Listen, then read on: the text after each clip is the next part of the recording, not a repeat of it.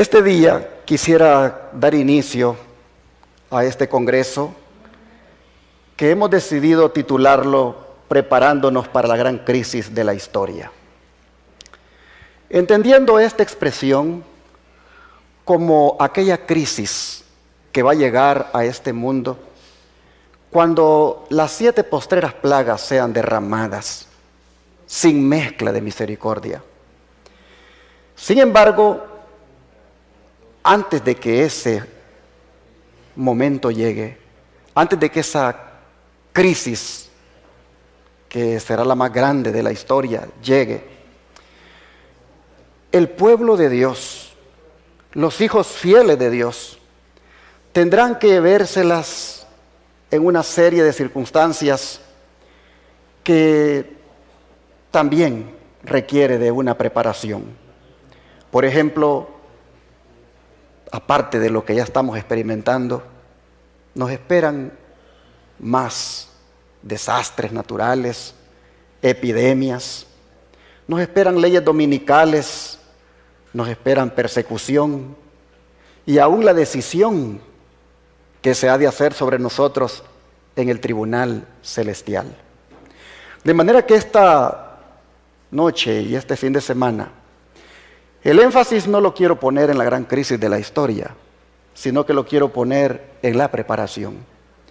No quiero hablar de lo que ustedes ya saben y que las redes están inundadas de todo eso. ¿Para qué voy a invertir tiempo en hablar de lo que ustedes ya saben? Quiero invertir tiempo en la preparación, hermanos, porque me parece que saber todo lo que viene, pero si no nos preparamos, pues no tiene sentido. Así que el énfasis de este congreso está en la preparación para la gran crisis de la historia. Y en ese sentido, he preparado varios mensajes para compartir, siendo el primero de ellos este: una crisis nos espera. Vamos al libro de Mateo, capítulo 10, versículos 17 y 18.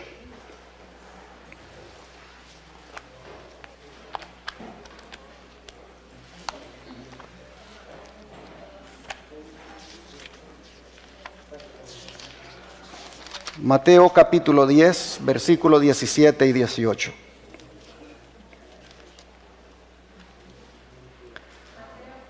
Mateo 10, versos 17 y 18.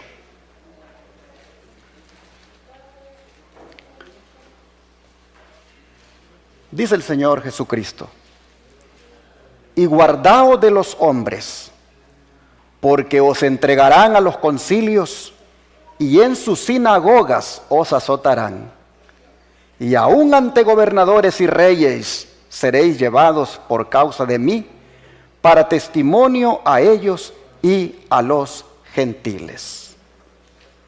Aquí, hermanos, nosotros miramos lo que a los discípulos les iba a pasar, lo que habría de esperarles por causa de su fe. Nosotros vemos aquí que habría de esperarles arresto y prisión, y prácticamente serían tratados como si fueran unos malhechores. Y si bien es cierto, esto se cumplió en los primeros años del cristianismo, cuando hombres como Pilato, Félix, Festo y Galión juzgaron a misioneros cristianos, los juzgaron acusados de anarquistas o perturbadores.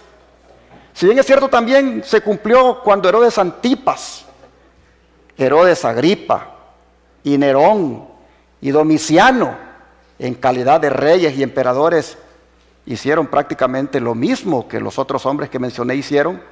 Si bien es cierto, todo esto se cumplió en los primeros años del cristianismo, hermanos, se va a repetir. Se va a repetir en la vida del pueblo remanente, aunque con algunas diferencias en los métodos de aplicación, pero en esencia será lo mismo. ¿Y por qué digo que se va a volver a repetir? Por esta declaración inspirada de la sierva del Señor Elena White, comentando lo que acabamos de leer de Mateo. Dice: ahora el ojo del Salvador penetra lo futuro, contempla los campos más amplios en los cuales después de su muerte los discípulos van a ser sus testigos. Su mirada profética abarca lo que experimentarán sus siervos a través de todos los siglos hasta que vuelva por segunda vez. Muestra a sus seguidores los conflictos que tendrán que arrostrar. Revela el carácter y el plan de la batalla. Les presenta los peligros que deberán afrontar. Desea que cuenten el costo a fin de no ser sorprendidos inadvertidamente por el enemigo. Deseo de toda la gente, página 318.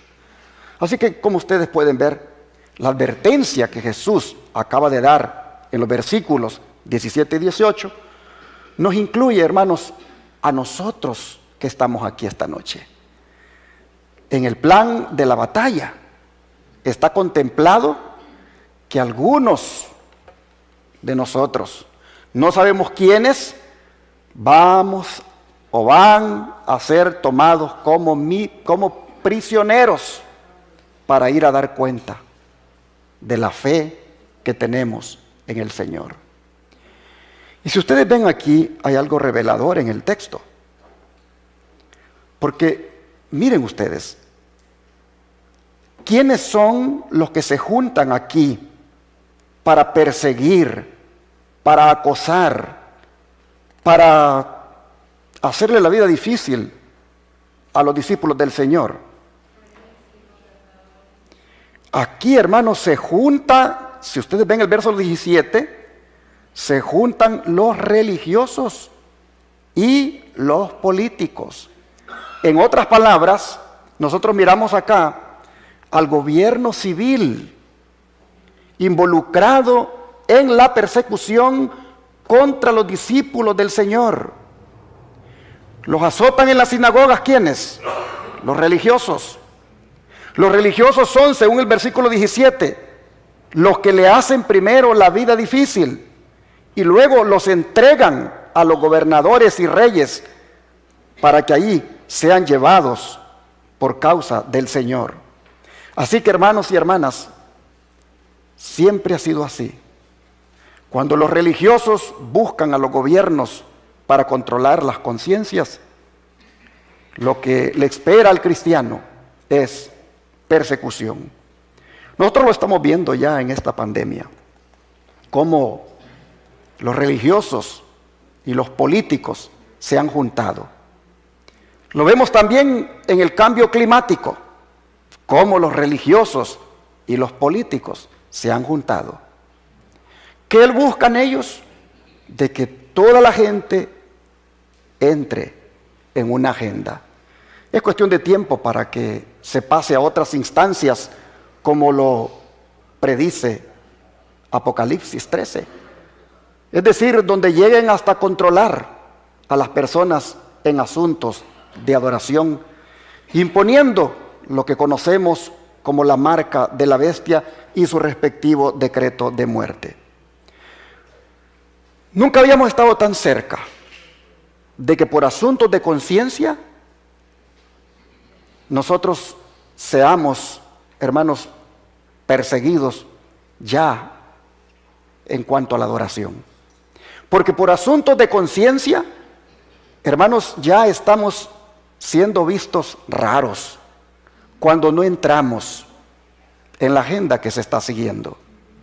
Y esto nos va diciendo a nosotros que si por razones sanitarias tu conciencia te la forzan, si por razones sanitarias tu conciencia te la presionan y te obligan a que hagas lo que no quieres, hermano y hermana, si por razones sanitarias hoy lo hacen, tú tienes una idea de lo que va a significar cuando sea por razones de adoración.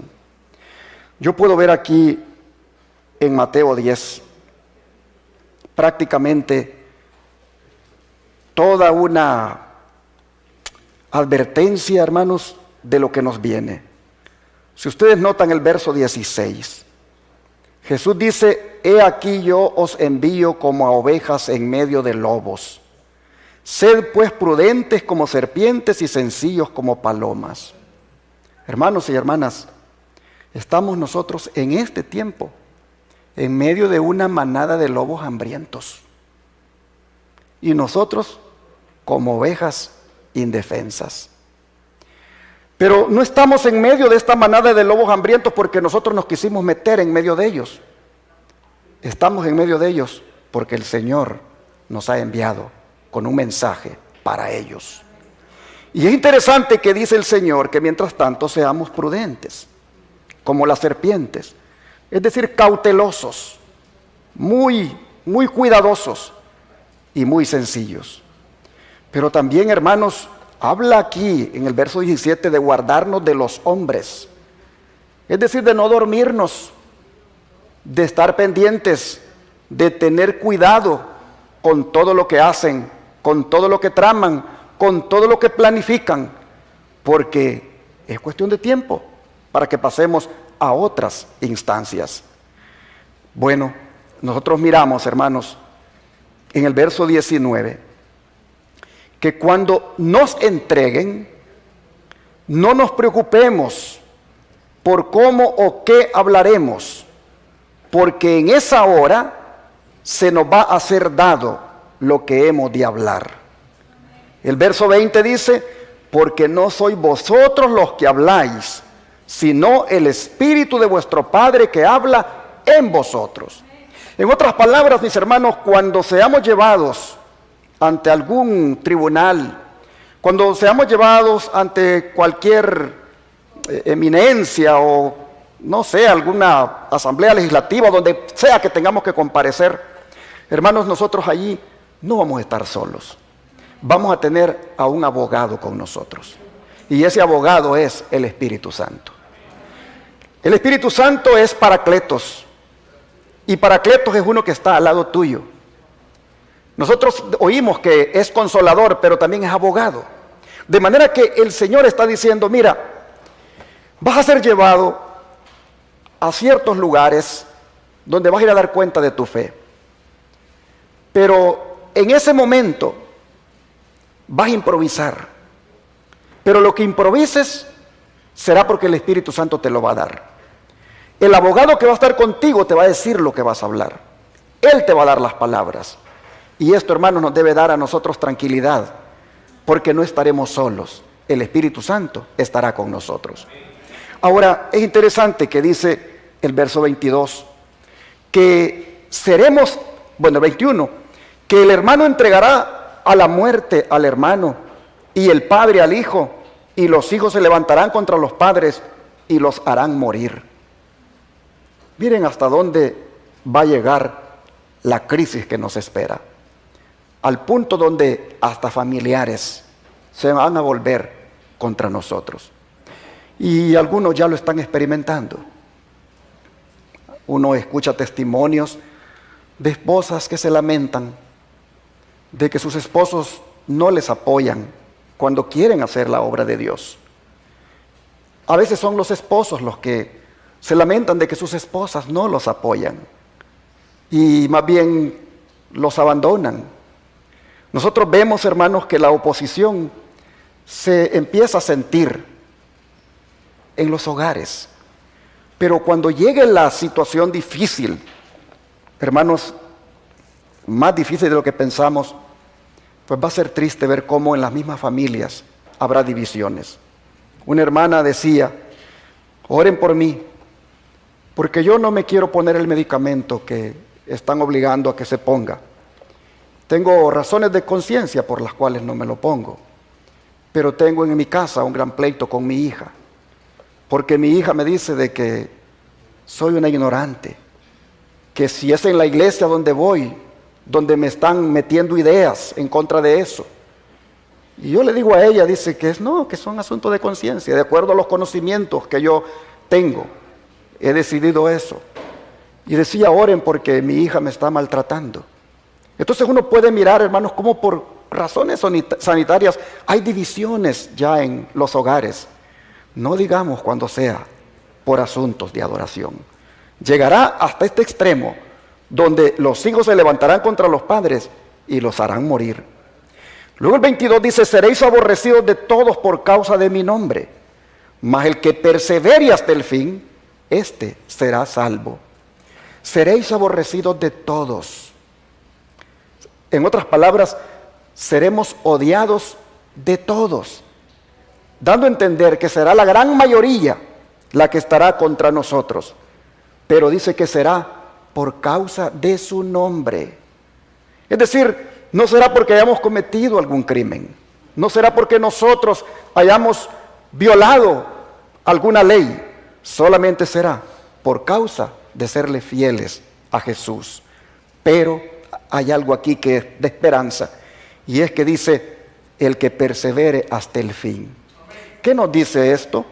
Que la tribulación tendrá un final, que los sufrimientos tienen un fin, y que los que perseveren, los que resistan, los que se mantengan pacientes en esa situación, esos finalmente serán salvos.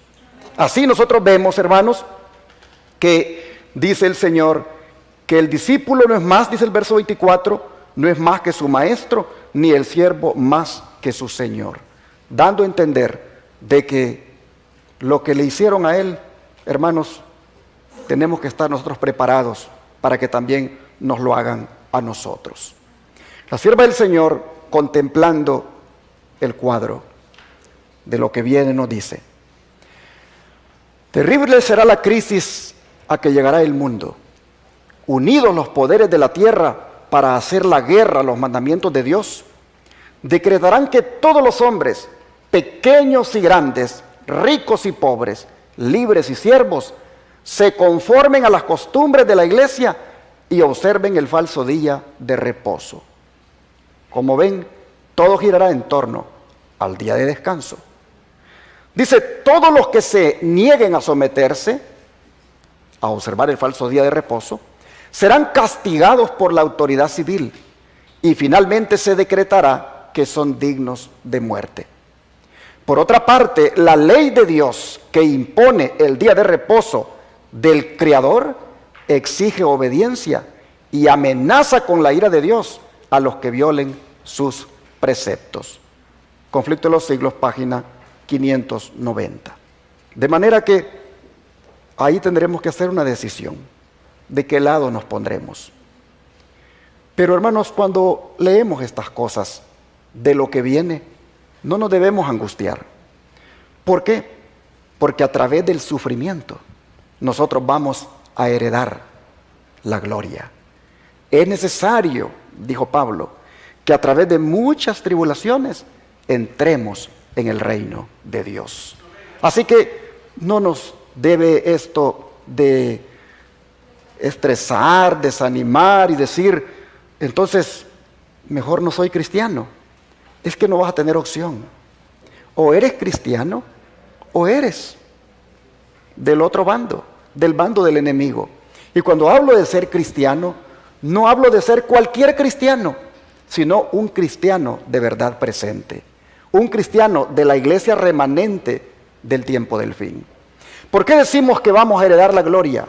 A través del sufrimiento. Por lo que dice Pablo en Romanos capítulo 8, versículo 17.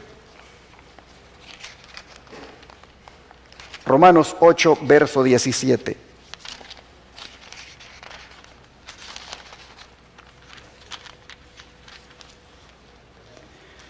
Dice,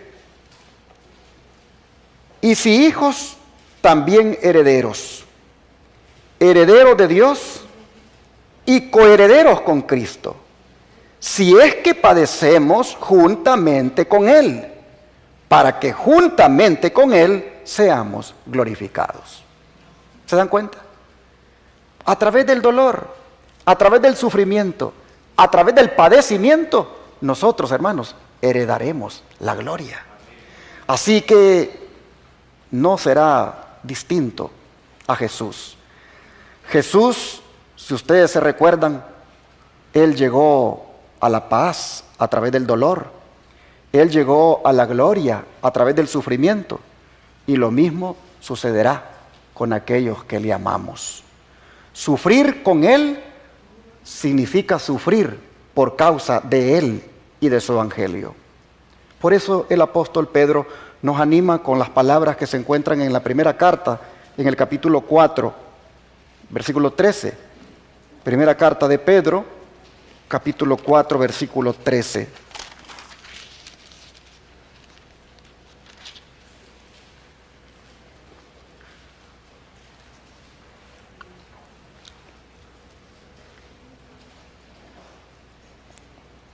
sino gozaos, por cuanto sois participantes de los padecimientos de Cristo, para que también en la revelación de su gloria os gocéis con gran alegría. Qué hermoso pensamiento, hermanos, este. Nos gozaremos con gran alegría. O sea, hermanos, el gozo. El gozo, imagínense ustedes, de la primera hora que pasemos en la eternidad, rápidamente va a sobrepujar todas las horas de aflicción y soledad que hayamos tenido en este mundo. Prácticamente lo que nosotros hayamos pasado en la crisis, eso se va a olvidar en la primera hora de la eternidad, cuando nos gocemos con gran alegría. Hay una bendición en el sufrimiento por Cristo. Así es reiterado en el verso 14. Miren ustedes aquí mismo de 1 Pedro capítulo 4. Dice: si sois vituperados por el nombre de Cristo, sois bienaventurados, porque el glorioso Espíritu de Dios reposa sobre vosotros. Ciertamente de parte de ellos Él es blasfemado, pero por vosotros es glorificado. ¿Pueden ver ustedes, hermanos, cómo la gloria es lo que le sigue al padecimiento? La gloria es lo que le sigue al sufrimiento. El glorioso Espíritu de Dios, hermanos, nos va a acompañar en medio de la crisis. El glorioso Espíritu de Dios, o sea, el Espíritu Santo, nos va a consolar, nos va a animar y nos va a guiar y nos va a bendecir en todo momento. De manera que les quiero animar a que encaremos la crisis que venga animados por estas palabras que hemos leído y que siguen en el verso 15 y 16. Miren ustedes: así que ninguno de vosotros padezca como homicida o ladrón o malhechor o por entrometerse en lo ajeno. Pero si alguno padece como cristiano, no se avergüence, sino glorifique a Dios por ello. Y saben, hermanos, que estas palabras han animado a los cristianos a lo largo de la historia a perseverar en la crisis. Estas palabras han sostenido a muchos en los momentos difíciles. La mensajera del Señor dice: vanos eran los esfuerzos de Satanás para destruir la iglesia de Cristo por medio de la violencia. La gran lucha en que los discípulos de Jesús entregaban la vida no cesaba cuando estos fieles portaestandartes caían en su puesto. Triunfaban por su derrota. Los siervos de Dios eran sacrificados, pero su obra seguía siempre adelante. El evangelio cundía más y más, y el número de sus adherentes iba en aumento. Alcanzó hasta las regiones inaccesibles para las águilas de Roma. Dijo un cristiano, reconviniendo a los jefes paganos que atizaban la persecución: atormentadnos, condenadnos, desmenuzadnos, que vuestra maldad es la prueba de nuestra inocencia. De nada os vale vuestra crueldad. No era más que una instigación más poderosa para atraer a otros a su fe. Más somos cuanto derramáis más sangre, que la sangre de los cristianos es semilla. Así el conflicto de los siglos, en la página 39, nos dice cómo los cristianos se animaron por las palabras anteriores que hemos leído en la carta del apóstol Pedro.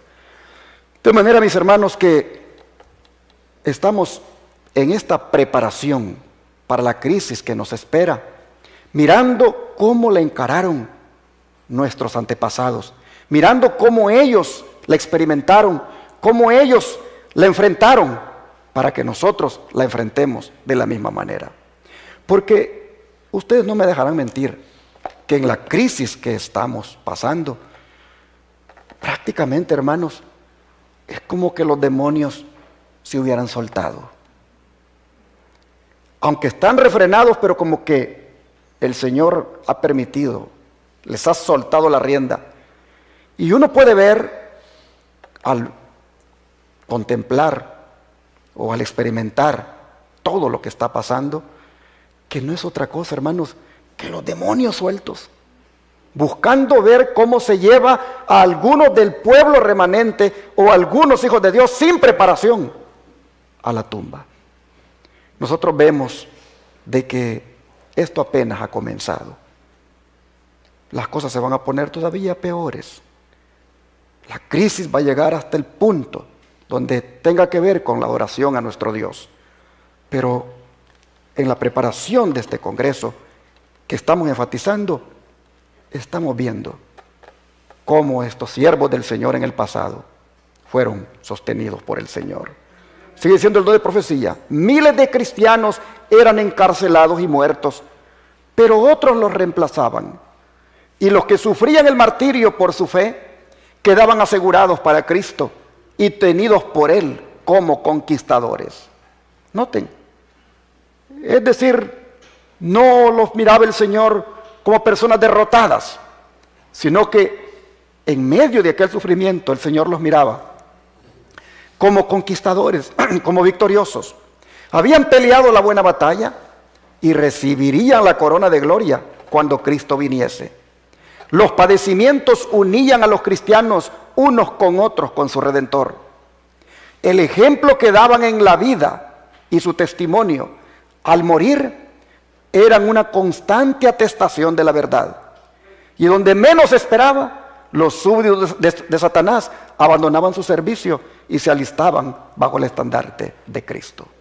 En otras palabras, al mirar cómo eran de fieles estos cristianos, cómo perseveraban en la fe, algunos de sus verdugos terminaban pasándose a las filas del Maestro. Por eso es que el apóstol Pablo, hermanos, se une a Pedro en palabras de ánimo para nosotros, como las que están aquí en Romanos 8:18. Romanos 8:18.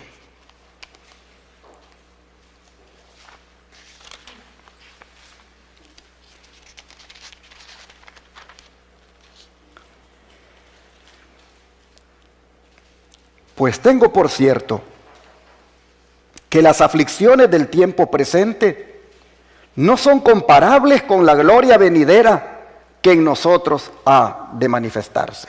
Noten, la gloria venidera. Es que, hermanos, siempre hay que tener en mente la gloria venidera. Siempre hay que tener en medio de la crisis en cuenta la gloria venidera. Y cuando tenemos en cuenta la gloria venidera, dice el apóstol aquí, que no son comparables, dice, las aflicciones del tiempo presente.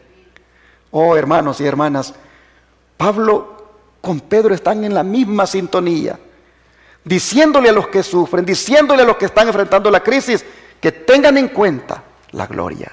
Ahora vean 2 Corintios 4, versículo 17 al 18. 2 Corintios 4, 17 y 18.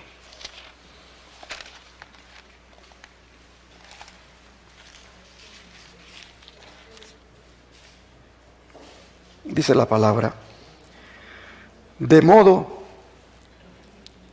2 Corintios 4, 17 al 18, sí, aquí, porque esta leve tribulación momentánea produce en nosotros un cada vez más excelente y eterno peso de gloria, no mirando nosotros las cosas que se ven, sino las que no se ven, pues las cosas que se ven son temporales, pero las que no se ven son eternas. ¿Ven otra vez la gloria? A veces, hermanos, hablamos tanto de la vacuna, hablamos tanto de lo que viene, y hablamos tanto del virus y de la nueva cepa, y le damos, y no hablamos de la gloria que nos espera. No vemos la gloria venidera. Pareciera que solo vemos lamento, solo vemos desgracia, solo vemos lo que está pasando. Pablo dice, miren, esto que está pasando es temporal, lo que viene es eterno, es un eterno peso de gloria lo que nos espera. Tengan en cuenta eso. Así, hermanos, Pablo hablaba, y cuando él hablaba, lo hablaba con autoridad, con propiedad, porque él lo había experimentado. Él había experimentado las pruebas más dolorosas por causa de su maestro, y todavía le esperaba mucho más sufrimientos. hasta llegar al martirio. Pero él reitera lo que dijo Pedro, en el sentido, hermanos, de que a la luz de la eternidad, prácticamente el tiempo presente no es más que un momento transitorio. El don de profecía, comentando la actitud de Pablo, vean lo que dice. Los años de abnegación, de privaciones, de pruebas, de aflicciones y persecuciones que soportó Pablo, los llamaba él algo momentáneo. Las cosas del tiempo presente no eran consideradas dignas de mención al compararlas con el eterno peso de gloria que le aguardaba cuando hubiera terminado la lucha. Esas mismas aflicciones eran los operarios de Dios, dispuestas para la perfección del carácter cristiano. Miren, hermanos y hermanas, lo que estamos viendo son como operarios de Dios. Las circunstancias por las que estamos pasando y las que vamos a pasar son como operarios de Dios, que vienen solamente para perfeccionar nuestro carácter. Dice, cualesquiera sean las circunstancias del cristiano, no importa cuán oscuros y misteriosos sean los caminos de la providencia, no importa cuán grandes sus privaciones y sufrimientos, Él puede apartar de tales cosas su mirada, dirigiéndola a lo invisible y eterno. Tiene la bendita seguridad de que todas las cosas le ayudan para su bien. El Espíritu Santo iluminaba el alma de Pablo con luz del cielo, y él estaba seguro de que tenía una participación en la posesión comprada, reservada para los fieles. El lenguaje de Pablo era vigoroso. No podía encontrar palabras de suficiente fuerza para expresar la excelencia de esa gloria, ese honor y esa inmortalidad que recibirán los creyentes cuando Cristo venga. En comparación con la escena en que se posaban los ojos de su mente, todas las aflicciones temporales solo eran momentáneas, leves aflicciones, indignas de consideración. Vistas a la luz de la cruz, las cosas de esta vida eran vanidad y vacuidad. La gloria que le aguardaba era sustancial, ponderable, durable, más allá de lo que podía expresar el lenguaje. Sin embargo, Pablo se acercaba a todo lo que puede para expresarse, a fin de que la imaginación pueda captar la realidad hasta donde sea posible para las mentes limitadas. Era un peso de gloria, una plenitud de Dios, un conocimiento que era inconmensurable, era un eterno peso de gloria. Y sin embargo, Pablo cree que su lenguaje es insustancial. Con esa palabra él quería decir todo lo bello que nos espera, lo glorioso que viene para el Hijo de Dios, pero le parecía insustancial. No alcanza, dice, a expresar la realidad. Se lanza, dice, en busca de palabras más expresivas. Las más atrevidas figuras del lenguaje no alcanzarían a expresar la verdad. Busca los términos más abarcantes que puede proporcionar el lenguaje humano para que la imaginación pueda captar hasta cierto punto la superlativa excelencia de la gloria que recibirá el que sea fiel hasta el fin.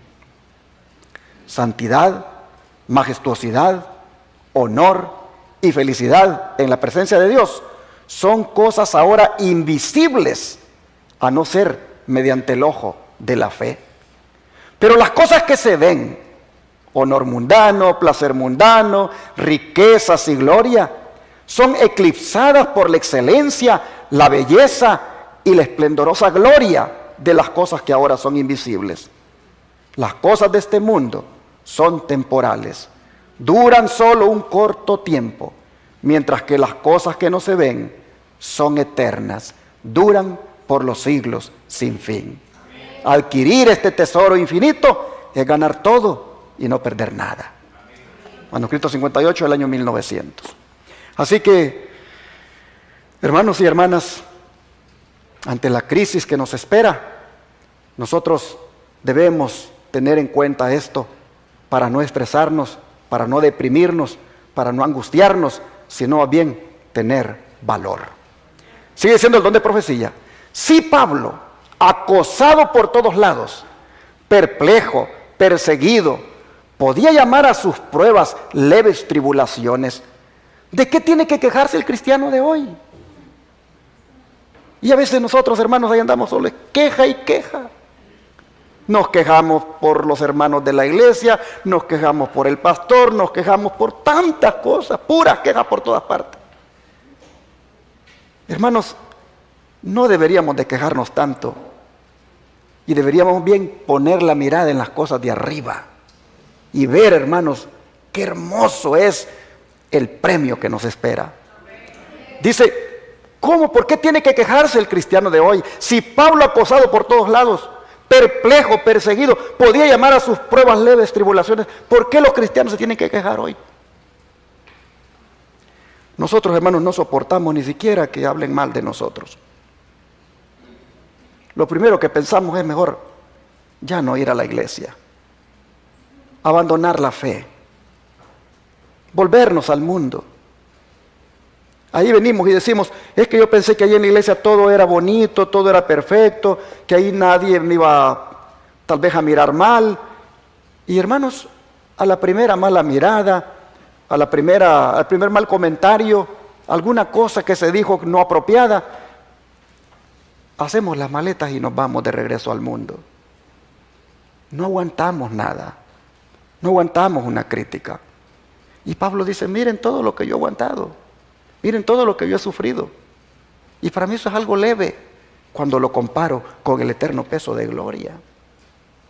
Dice, cuán baladíes son nuestras pruebas en comparación con las muchas aflicciones de Pablo.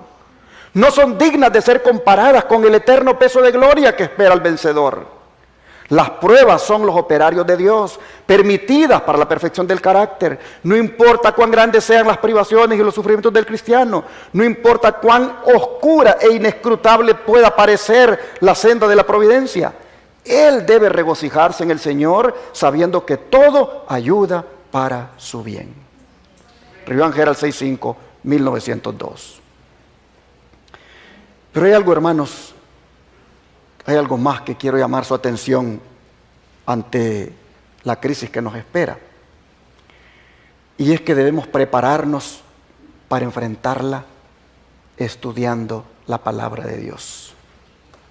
Porque Jesús dijo que el periodo de tribulación que nos viene será un tiempo de oportunidad para testificar ante los gobernantes. Volvamos a Mateo 10, 18. Mateo 10, 18.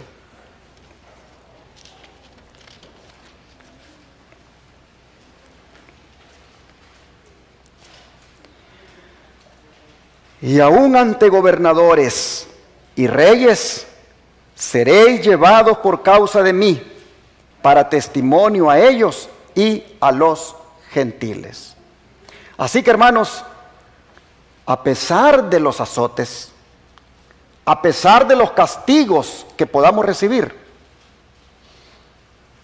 nosotros vamos a testificar por Cristo. El fiel siervo de Dios, así lo castiguen, así lo azoten, el fiel siervo de Dios siempre va a testificar por el Señor.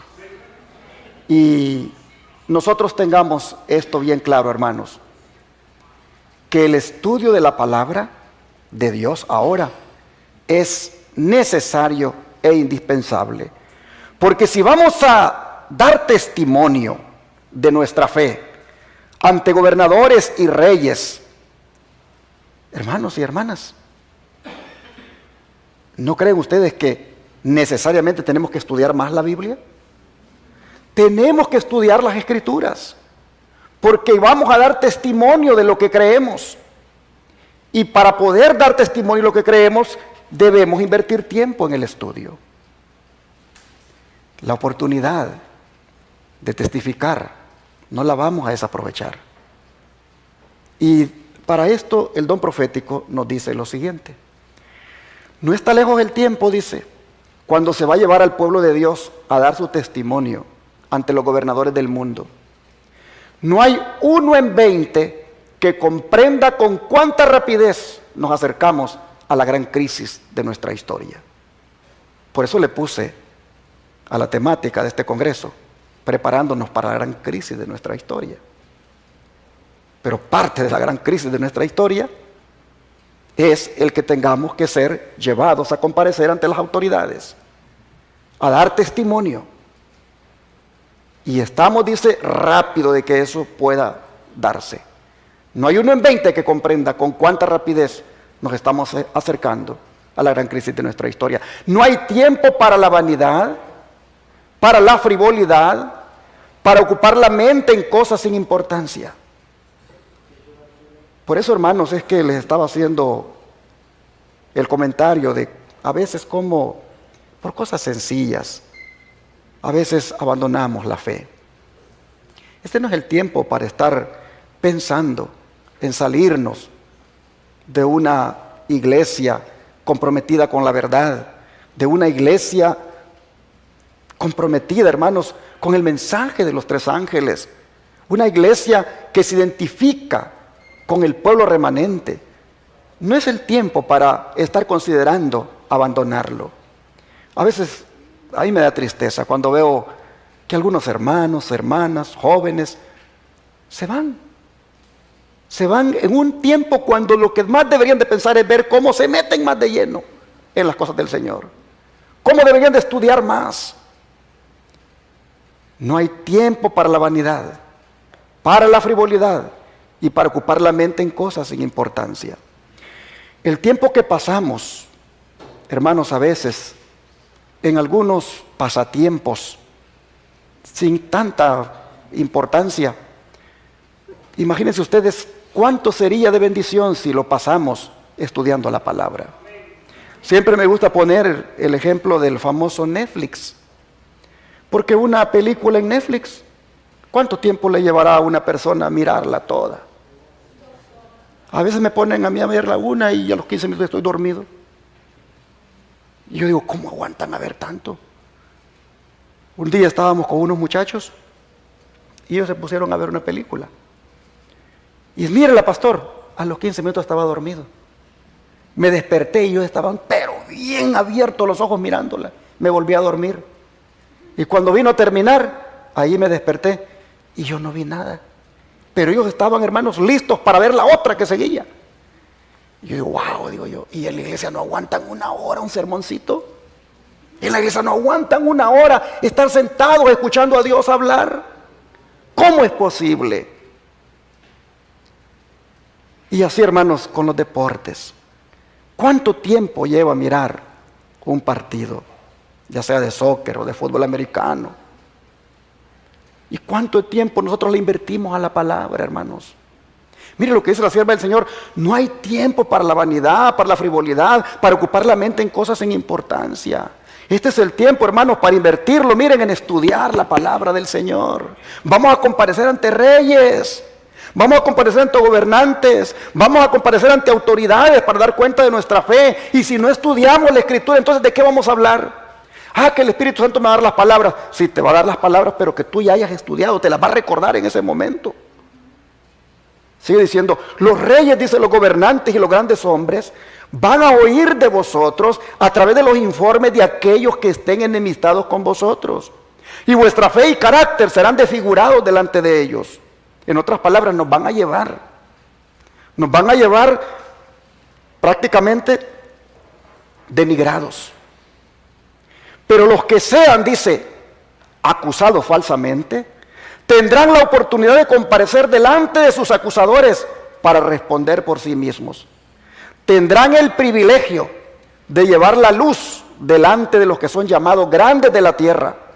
Y si habéis estudiado la Biblia, oiga esto, y si estáis listos para dar respuesta a cada persona que pregunte acerca de la esperanza que hay en vosotros, con humildad y temor, vuestros enemigos no serán capaces de contradecir vuestra sabiduría.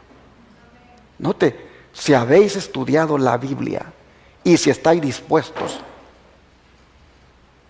hermanos, necesitamos estudiar la Biblia.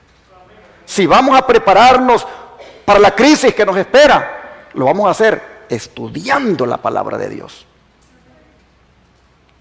pensando en la gloria venidera, comparando lo que estamos pasando con lo que viene como algo que esto es leve, pero también, hermanos, estudiando las Escrituras.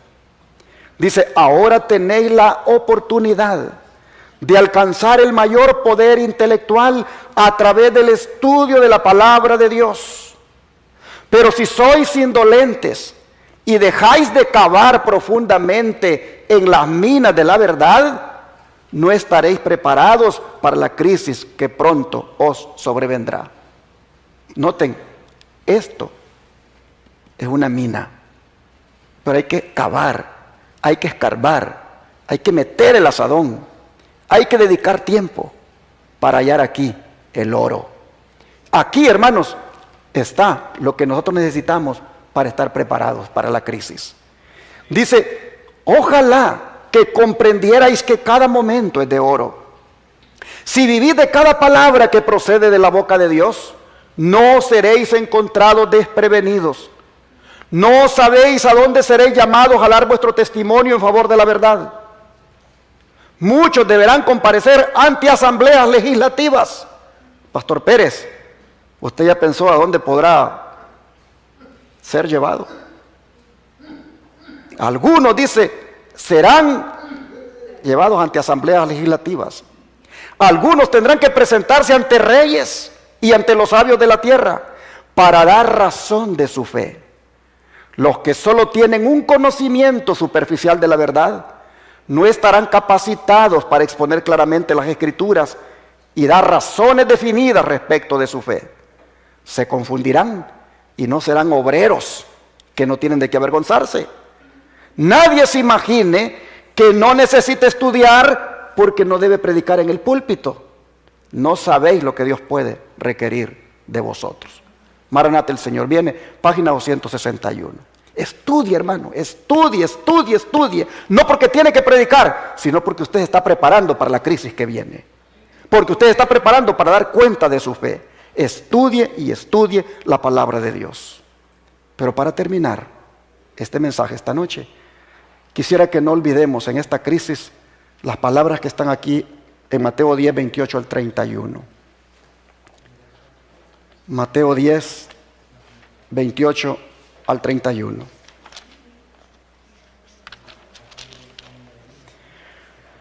Dice el Señor: y no temáis a los que matan el cuerpo, mas el alma no pueden matar. Temed más bien a aquel que puede destruir el alma y el cuerpo en el infierno. ¿No se venden 2 pajarillos por 1 cuarto? Con todo, ni uno de ellos cae a tierra sin vuestro Padre, pues aún vuestros cabellos están todos contados. Así que no temáis, más valéis vosotros que muchos pajarillos. Finalmente, hermanos y hermanas, el Señor está diciendo: yo los cuido más a ustedes de lo que ustedes se cuidan ustedes mismos. ¿Quién de ustedes se interesa tanto por sí mismo que se ha dado a la tarea de contar cuántos cabellos tiene en su cabeza? ¿Quién? Nadie.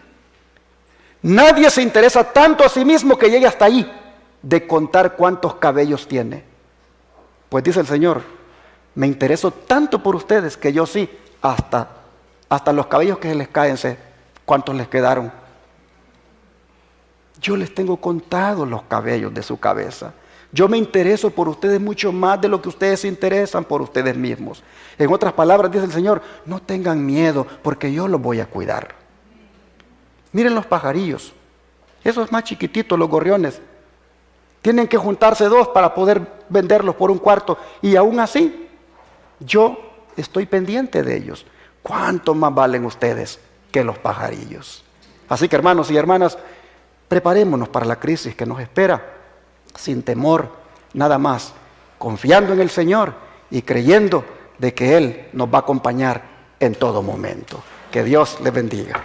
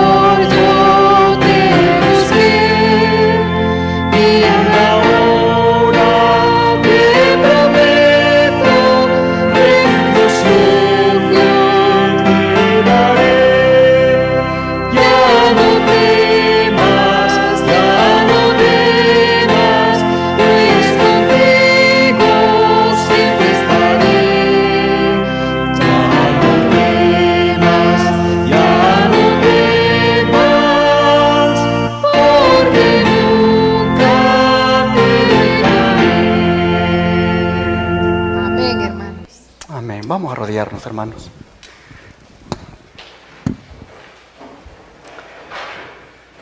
Padre nuestro, gracias por hacernos ver lo que nos espera, pero al mismo tiempo darnos ánimo y decirnos que realmente no será absolutamente nada comparado al eterno peso de gloria que tendremos. Padre, gracias por estimularnos de esa manera. Y al saber entonces que hay que estar preparados para esta crisis, entonces te pedimos que esa preparación, Padre, nosotros la encaremos con seriedad, estudiando más tu palabra, profundizando más en lo que es el mensaje que conocemos.